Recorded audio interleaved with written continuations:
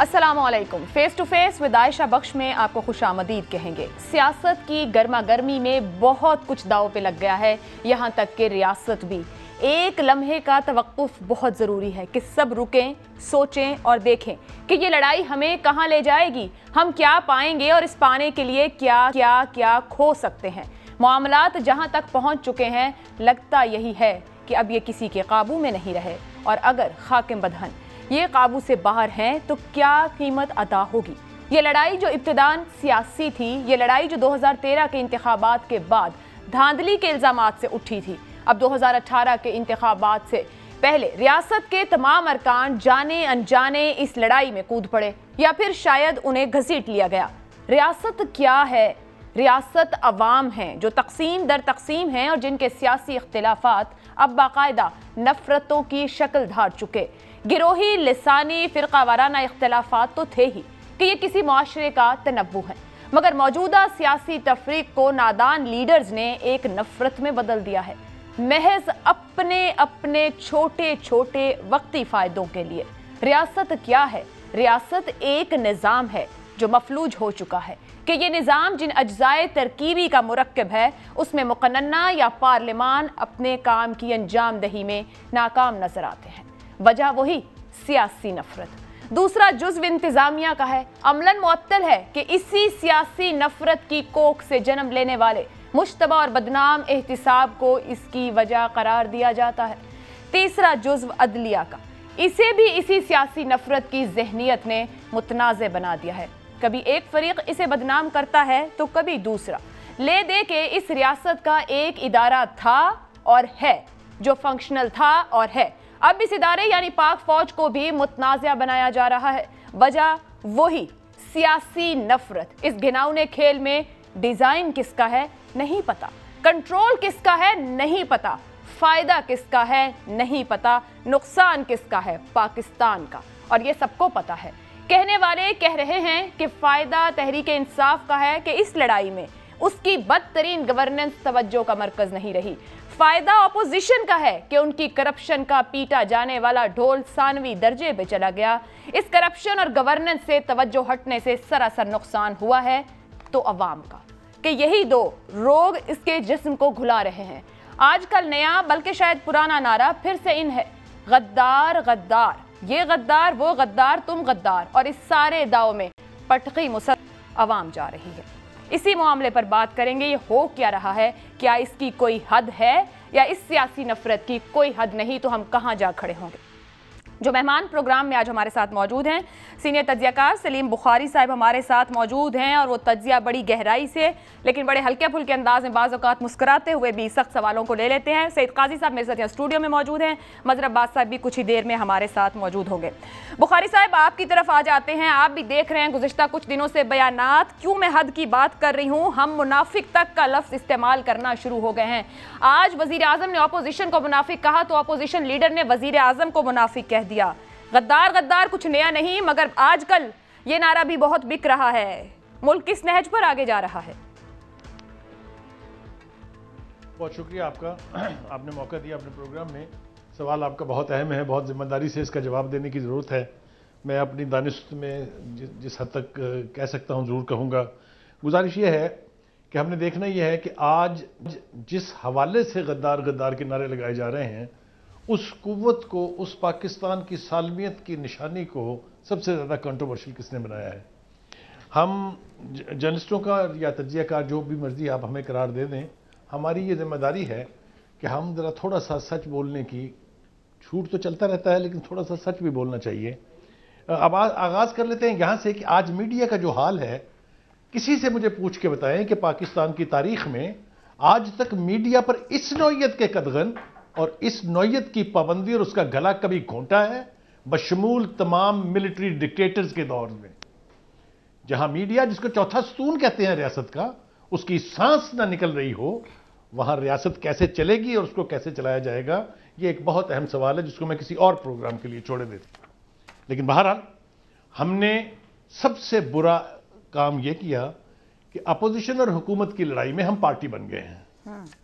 हम बिल्कुल पार्टी हैं, इसको कोई दो राय इसके बारे में नहीं है। मैं चैलेंज करता हूं, मुझसे आके इसके ऊपर डिबेट कर लीजिए। कैसे?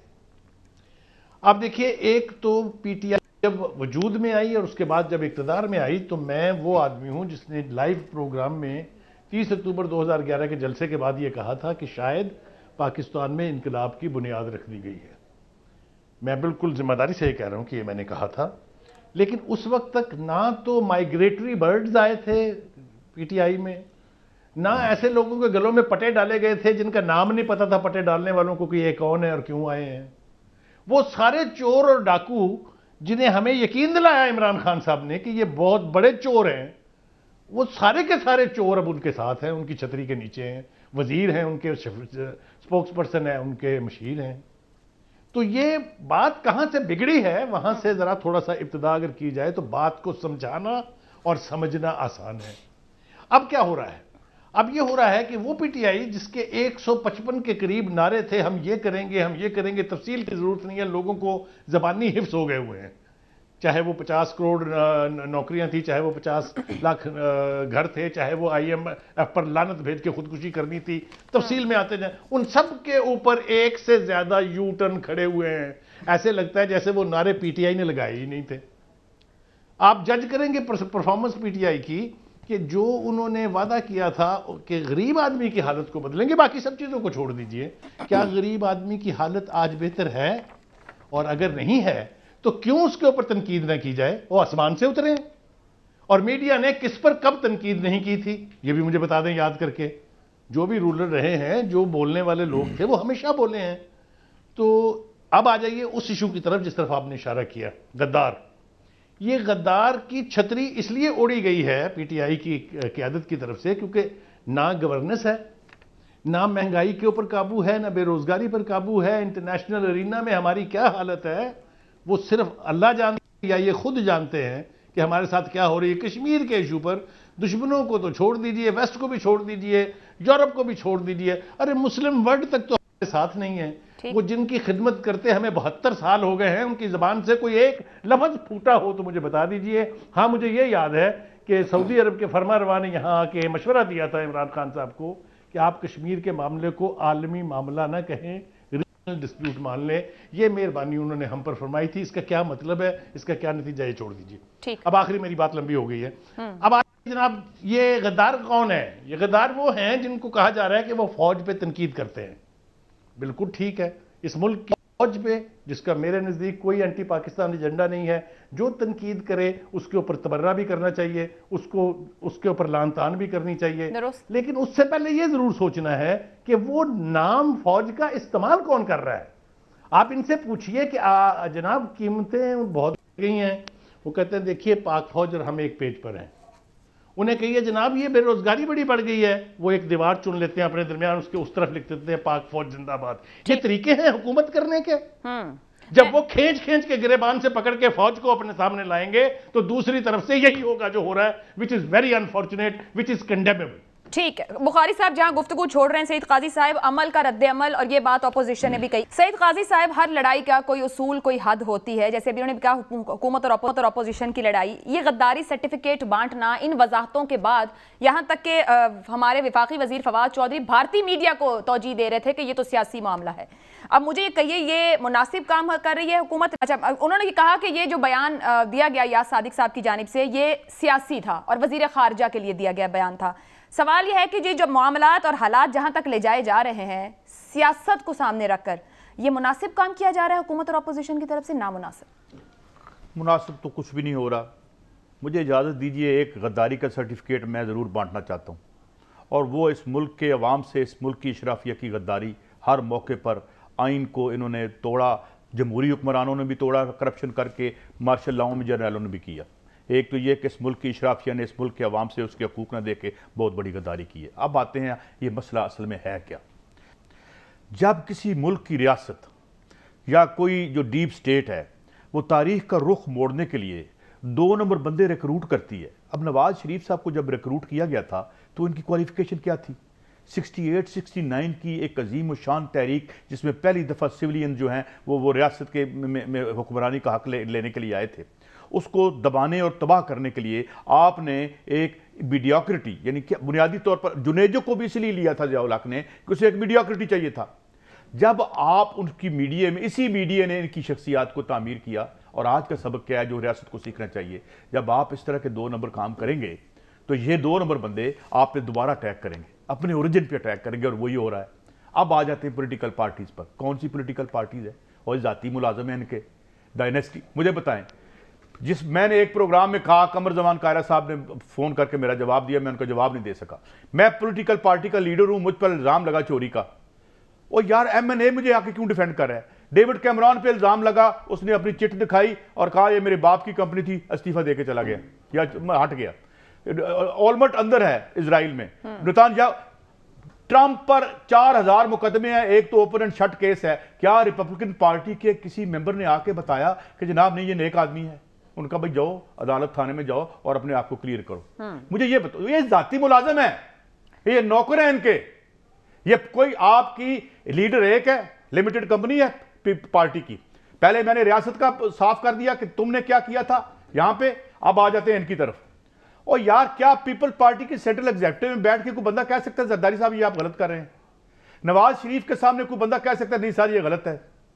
अब जनाब उनकी बेटी आ जाएगी, फिर उनका बेटा आ जाएगा, फिर आगे वो आ जाएंगे, और कोई इनको 25,000 की नौकरी ना दे इस मुल्क में।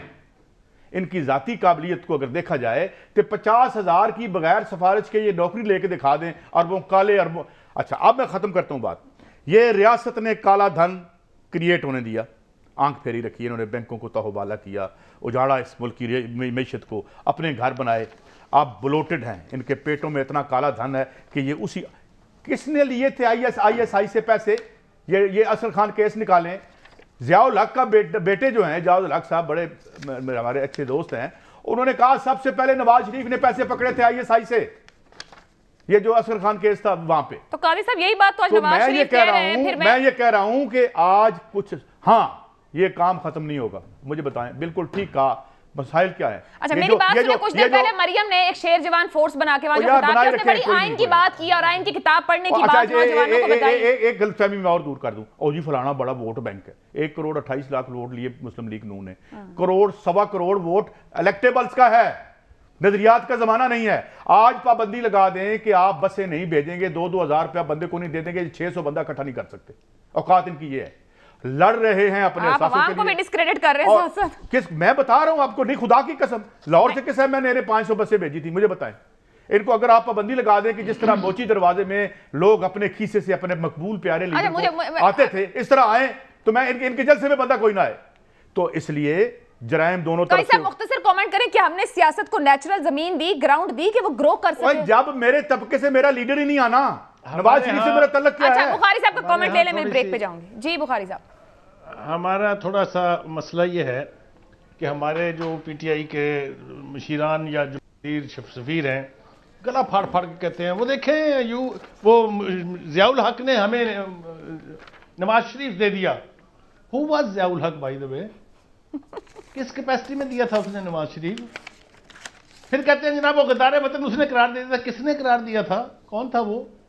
पता है आपको? आगे चलूं तफसील में। आगे किसी ने पूछा ये कि ने वो 400 अरब रुपए का जजीरा कैसे खरीद लिया है? वहां तो हमारी जो हमीयत है और जज्बा मिल्ली जो है वो सर्द पड़ जाता है। ISI ने पैसे दिए थे, इन्होंने लिए। ISI ने क्यों थे? क्या खाता था वो? कोई इसके ऊपर बात करने के लिए तैयार नहीं है। मैं भी इससे आगे जाना नहीं चाहता हूं। ये तो औलाद को वालिद से नहीं लड़ना चाहिए ना। PTI ला रही है बीच में।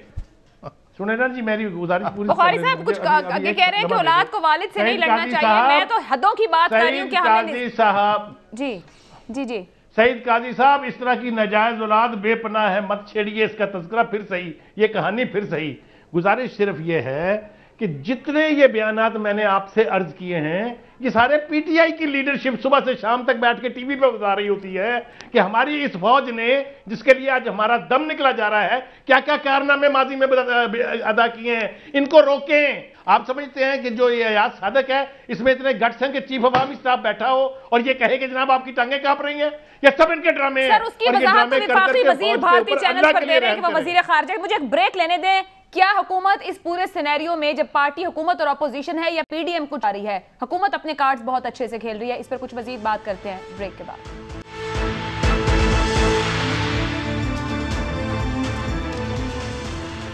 प्रोग्राम में आपको एक बार फिर खुशामदीद कहेंगे। मजहर अब्बास साहब हमारे साथ मौजूद हैं। मजहर साहब, ब्रेक से पहले सलीम बुखारी साहब और सईद काजी साहब से हम बात कर रहे थे कि सियासत के अंदर तमाम मामलात हालात से बाहर और हाथ से बाहर जा रहे हैं। आपसे सवाल ये कि जो सूरत हाल मौजूदा बन रही है, इसका सियासी फ़ायदा या नुकसान आप किस जगह पर देख रहे हैं, और क्या कोई हद मुकर्रर हो सकेगी कि आज तकारीर में बात मुनाफिक तक चली गई और गद्दार तक मामला पहले पहुंचा हुआ है, कोई हद होगी इसकी?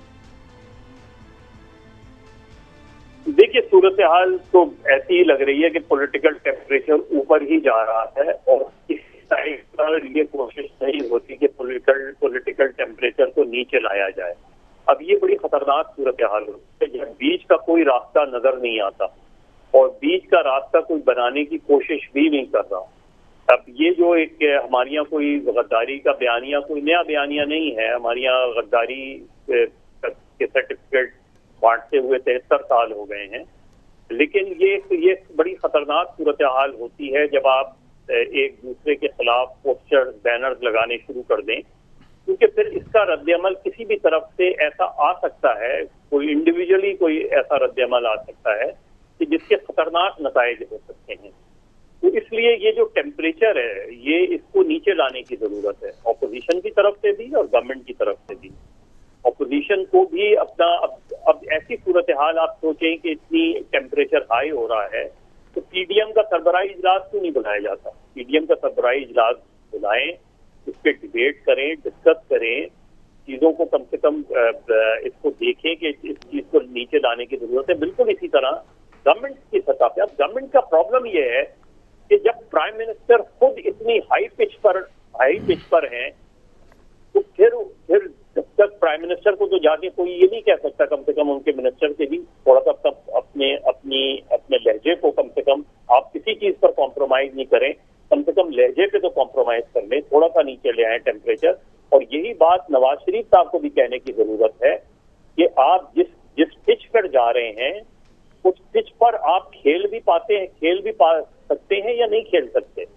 मैं सबसे पहले जब आप मैच खेलने जाते हैं तो सबसे पहले पिच का जायजा लिया जाता है, पिच को रीड किया जाता है कि ये पिच जो है ये अगर फास्ट बॉलर को सूट कर रही है तो पहले टॉस जीतने वाला पहले बॉलिंग लेता है, और अगर बैटिंग को सूट कर रही होती है तो पहले बैटिंग लेता है। यहाँ नवाज शरीफ साहब पिच को देखे बगैर ही उन्होंने फैसला कर लिया बैटिंग करने का कि वो खेल भी पाएंगे या नहीं खेल पाएंगे। यही चीज गवर्नमेंट की है। अब इमरान खान मुसलसल तेज बॉलिंग कराए जा रहे हैं विदाउट रियलाइजिंग कि बहुत अरसे तक ये चीजें जो हैं वो सस्टेनेबल नहीं होती। इससे तसादुम की तरफ हम बढ़ रहे हैं, एक पॉलिटिकल क्लैश की तरफ बढ़ रहे हैं जिसका फायदा किसी को नहीं होगा और नुकसान सबको होगा। मज़हर साहब, मैं ये तसादुम पर आती हूँ। आपने ये जो बात की वजीर आजम की बॉलिंग या बाउंसर्स की और पीडीएम या नवाज शरीफ की बैटिंग की, लेकिन आज वजीर आजम ने गिलगित में जो कहा ये सुनिएगा, इसी पर सवाल रखती हूँ आपसे। अगला, मुल्क के ताकतवर ये जो इस मुल्क को ब्लैकमेल करने की कोशिश कर रहे हैं, इनको कानून के नीचे लेके आए। आने वाले दिनों में आप देखेंगे कि किसकी टांगे कांपती हैं और किसके माथे पे पसीना आता है। मज़हर साहब, तसादुम की आप बात कर रहे हैं, रास्ता कोई बना नहीं रहा। सियासी तज्जिया आपका इस मामले पर क्या है जो हुकूमत नैरेटिव बना रही है? नून लीग के अंदर तकसीम, पीपल्स पार्टी कहीं ना कहीं नरम गरम होते रास्ता अपना ले सकती है। आप समझते हैं कि पीडीएम इंटैक्ट रहेगा या आपको भी नजर आता है कि पीडीएम इंटैक्ट ना रह सकेगा? देखिए, इमरान खान जो है, जो उनका इंटरव्यू जिसकी आज बड़ी हेडलाइंस लगी, उनको चीन का मॉडल बहुत पसंद है। अब चीन के मॉडल के बारे में उस बारे में निज़ाम मुख्तलिफ था। उस बारे में हबीब जालिब ने एक मरतबा कहा था कि चीन अपना यार है, उस पर जान निसार है, पर वहां जो है निज़ाम उस तरफ न जाइयो, उसको दूर से सलाम। अब इमरान खान जो नैरेटिव बिल्ड कर रहे हैं वो वन पार्टी सिस्टम का नैरेटिव बिल्ड कर रहे हैं।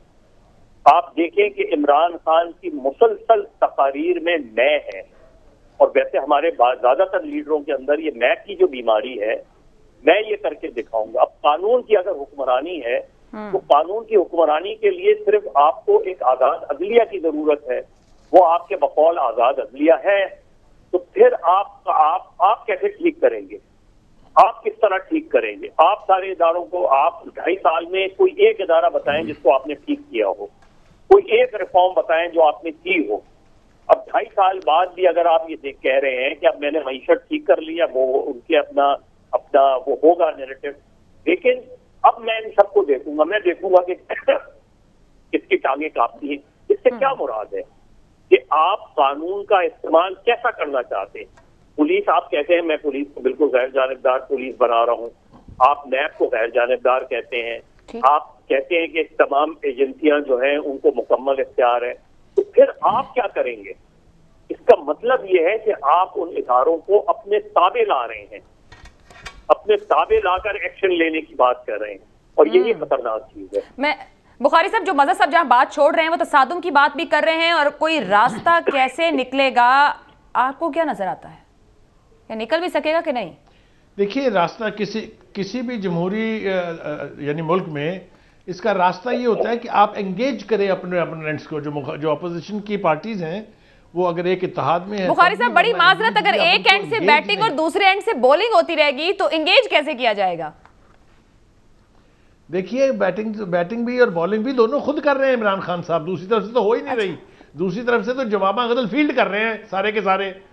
फायरिंग जो है वो इस वक्त पीटीआई की तरफ से हो रही है, चाहे वो इत्तेसाब के नाम पर है, चाहे नहीं छोड़ूंगा के नाम पर है, चाहे ये कर दूंगा वो कर दूंगा, ये सब कुछ। देखिए, गुजारिश ये है, 2-3 चीजें एक साथ नहीं हो सकती। एक तो ये कि आपने जो वादे किए हैं वो आप पूरे भी ना करें। अब आमुन नास जो है उनका गला घुट रहा हो, सांस लेने उनको मुश्किल हो रही हो, और फिर आप कहें मैं अपोजिशन को नहीं छोड़ेगा। आपका प्रेमिसेस ही वीक है, आप इस प्रेमिसेस पर किसी का कुछ नहीं कर सकते, कुछ नहीं बिगाड़ सकते, और यही हो रहा है। असल में मदर जिस तरफ इशारा कर रहे हैं वो यही है कि आप जितने मर्जी डिटर्मिन्ड हो, आपको एक तो ये अपनी मैं जो है बकरी वाली इसको निकालना पड़ेगा, क्योंकि जब आप ये दावा करते हैं कि इस मुल्क के अदारे इंडिपेंडेंट हैं और काम कर रहे हैं, तो फिर आपकी मैं की जरूरत ही नहीं है। इंसाफ भी हो जाएगा ऑटोमेटिकली, अदारों से इंसाफ भी मिल जाएगा ऑटोमेटिकली। आप रिफॉर्म्स की तरफ आएँ, आप परफॉर्मेंस की तरफ आएँ, आप गवर्नेंस की तरफ आएँ।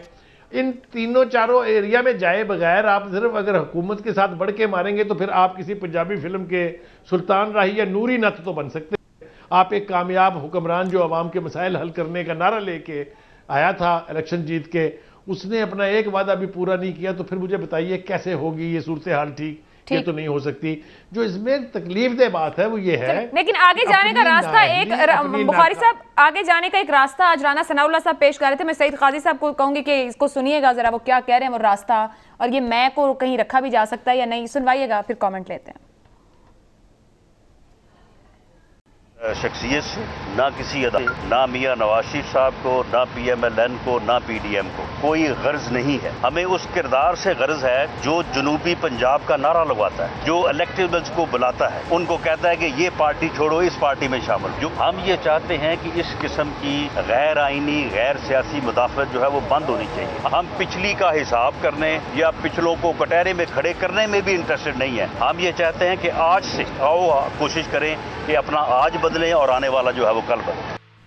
सर मैं चाहता हूं पीछे छोड़ दो, आगे चले जो, आगे कैसे जाएं, पीछे पकड़े रखें? काजी साहब, रास्ता है कोई आगे जाने का? बुखारी साहब ने बड़े अहम नुकात मेरी थोड़ी सी गुफ्तगू के तसलसल में बड़ा अहम बातें पॉइंट आउट की थी, मैं एक उसको बता। ठीक है, कहिए। पहली बात तो ये है, जंग तो चाहिए, जंग करनी भी है, हालात ठीक नहीं है। किससे? मैं आप किसी नाजायज औलाद के पीछे लग पड़ूं, उसके हक में टीवी शो करने शुरू कर दूं? देखे ना, एक जुर्म हुआ, एक जुर्म करने वाला था, एक जुर्म हमारे सामने खड़ा हुआ है। दूसरी बात, क्या नवाज शरीफ यहां सिविलियन राइट्स और अवाम के राइट्स के लिए लड़ रहा है या अपनी बेटी के इक़्तिदार के लिए लड़ रहा है? मैं किसके पास जाऊं? मैंने कहा ना कि गद्दारी का अगर सर्टिफिकेट है तो इस शराफिया के हाथ में पकड़ाएं जिसने हमें किया है। अब मुझे यह बताएं, अपनी पसंद के जालिम है, अपनी पसंद के मजलूम है हमारे, हैं जी। अच्छा, मुझे यह बताएं, अगर कोई बंदा पाकिस्तान की रियासत में करप्शन कर रहा था तो जब मैं पावर में था, प्राइम मिनिस्टर था, तब तो मैं उसे तमगा जमहूरियत दे रहा था। जब ये 2 नंबर माल किसी इदारे में इकट्ठा हो रहा था, आप सो रहे थे तो हजूर आप खा रहे थे, और लड़ाई आपकी इस पे हुई है कि आपका खाना पीना उन्होंने बंद कर दिया है। Let's be honest about it. कौन से 3 दफा बारियां ली मार्शल बड़े बुरे। मैंने अपने पूरी गुफ्तगू में ओरिजिनल सिन ज़ियाउल हक का कहा है और रिकॉर्ड पे सारी उम्र कहता रहा हूं, मगर अब मैं किसी बकौल जो बुखारी साहब कहते हैं किसी नाजायज औलाद पे मैं अपना मुस्तकबिल और अपनी पॉलिटिक उसके पीछे कैसे चल पड़ूं? और फिर जब मुझे वाज़ेह तौर पर पता हो कि लड़ाई सिर्फ एक डायनेस्टी की है, उस दौलत की है, वो मेरी जो पूंजी लूटी थी, जो इधर भी लूटे जा रहे हैं, दूसरी तरफ भी और उधर भी लूट रहे हैं, तो मैं उसके पीछे लड़ तो फिर सियासी मुझे बताएं ना, हल क्या है? और मुझे पागल कुत्ते का इंतजाम करें ना कि मैं चल पड़ूं इनके पीछे। मुझे नहीं पता ये किसके लिए लड़ रहे हैं। आज मुझे बताएं मैंने बात खत्म, मैं 2 मिनट में। आज अगर बाजवा साहब ने सुप्रीम कोर्ट पर हमले की इजाजत दे दी होती और वो लोहे के चने इशारा उसी तरफ कर रहे थे, तो बाजवा साहब नेक आदमी थे। और मैं किसी की पर्सनल लड़ाई में क्या करूं? मैं लूटा हूं, इस मुल्क का आवाम हर किसी ने लूटा है, मैं हर किसी का नाम लेने को तैयार हूं जितनी हमारी है। लेकिन बात यह है कि मुझे जो साबितशुदा चोर हैं उनके पीछे मैं कैसे चल पड़ूं और उनसे मैं ये उम्मीदें लगा लूं कि ये मेरा दामन ब्यूरोक्रेसी से छुड़वाएंगे, चाहे वो मिलिट्री हो चाहे वो सिविलियन हो। तो मेरे ख्याल में हमें अवाम को धोखा नहीं देना चाहिए। ये अवाम की लड़ाई नहीं है, ये अवाम की लड़ाई नहीं है, ये सेठों की लड़ाई है। सेठों की लड़ाई से हमारा कुछ लेना देना नहीं है। बुखारी साहब, आपका कमेंट, आप कुछ कहना चाहते हैं? एक जुमला मुझे सिर्फ अर्ज करना है। मेरे भाई जो है बड़ा मुझे एहतराम है इनका, लेकिन इनसे मेरी ये दरखास्त है कि खुदा के वास्ते नजायज़ औलादों के पीछे ना चलें और चलना भी नहीं चाहिए, ना इनका जिक्र करें, क्योंकि ये बात चल निकलेगी तो फिर दूर तलक जाएगी।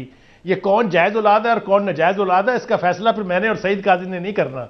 तो एक तो मेरा उनको मशवरा ये है कि ये हम सहाफ़ी रहें, हम इनके तफैलिए ना बने। ये जो लूट के खा गए मुल्क को, जो चले गए, जो लूट के खा रहे हैं, जो बैठे हैं, अगर सईद काजी साहब का इशारा इस तरफ है कि लूटने वाले तो चले गए, बाकी तो सारे साथ बैठे हैं यहाँ, तो मैं इंतहाई ये बिल्कुल नहीं कहा, इंतहाई ताबेदारी से उनसे इख्तिलाफ ना आप कहीं भी ना मैंने सिर्फ इतना कहा है कि असेंबली में बैठ के उस ब्यूरोक्रेट को पकड़ें, चाहे वो फौजी है चाहे नहीं है।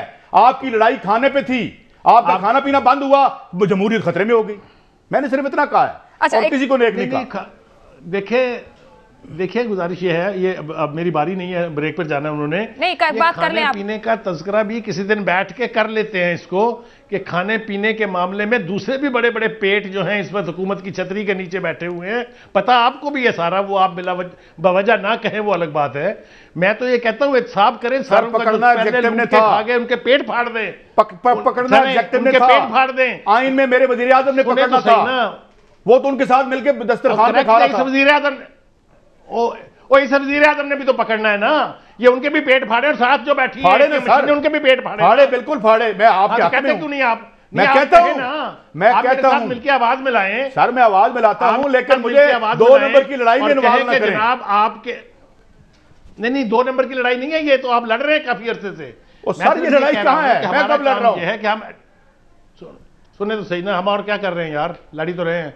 मैं ये कह रहा हूं, हमें ये कहना चाहिए कि बिल्कुल आप पिछलों का एहतसाब करें और नाकाबिले माफी करें, मगर साथ साथ अपनी इर्द गिर्द भी आगे पीछे भी देख लें, क्योंकि वहां भी ऐसे ऐसे तोहफे बैठे हैं। सही सर मेरा उससे कुछ लेना देना नहीं है, मैं ये कह रहा हूं कभी ग्रुपों के पीछे ना चलें। सुने, मुझे नहीं पता मैं जिंदा रहूंगा तब तक के नहीं, क्योंकि मैं अब अपनी जिंदगी पूरी कर चुका हूं। अल्लाह आपको जिंदगी दे। आपने बैठ के इनके पोतड़े फाड़ने हैं, ये मैं आपको आज लिख के देने के लिए ब्रेक लेते हैं। आप अपने इख्तिलाफी कमेंट दोनों रोकिए, एक ब्रेक लेते हैं क्योंकि कोई हल नजर आ, सिर्फ इख्तिलाफ ही रह जाएगा और नारे और तकरीरें बाकी हैं हमारे पास। एक ब्रेक के बाद प्रोग्राम के आखिरी हिस्से में आपको एक बार फिर खुशामदीद कहेंगे। मज़हर साहब, ब्रेक से पहले जो बुखारी साहब और काजी साहब के दरमियान हो रहा था, अब आपको क्या लगता है तमाम स्टेक होल्डर्स किसी एनआरओ की तरफ जा सकते हैं या ऊपर चीन वाले निज़ाम की भी बात आपने कर ली, आप एंड कंक्लूसिवली कहाँ मामला जाते आगे देख रहे हैं? देखिए पहली चीज तो ये जो सही बात कह रहे थे या बुखारी साहब बात कह रहे थे, हम क्यों पर्सन स्पेसिफिक बात करते हैं?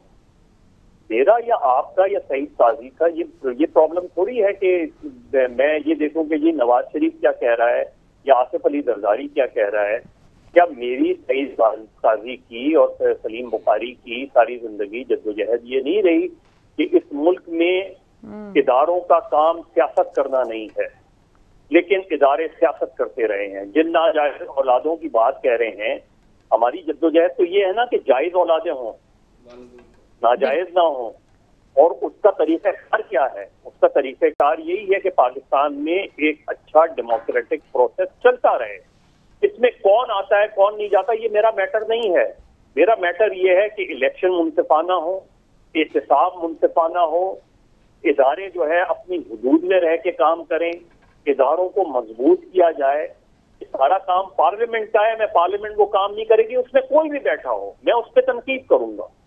मेरा पर्सन स्पेसिफिक नहीं है क्योंकि मैं इनको क्यों फायदा पहुंचाऊं, मैं किसी को ना फायदा पहुंचा रहा हूं ना किसी को नुकसान पहुंचा रहा हूं। मैं जाती तौर पे एक डेमोक्रेट हूं, जाती तौर पे इस मुल्क में मजबूत जमहूरियत देखना चाहता हूं, मजबूत जमहूरी इदारे देखना चाहता हूं, आजाद अदलिया, आजाद प्रेस देखना चाहता हूं, इदारों को अपनी हुदूद में रहते हुए काम करते देखना चाहता हूं। लेकिन मुझे आज तक चीजें नजर नहीं आई, इसलिए मेरी जद्दोजहद आज भी जारी है।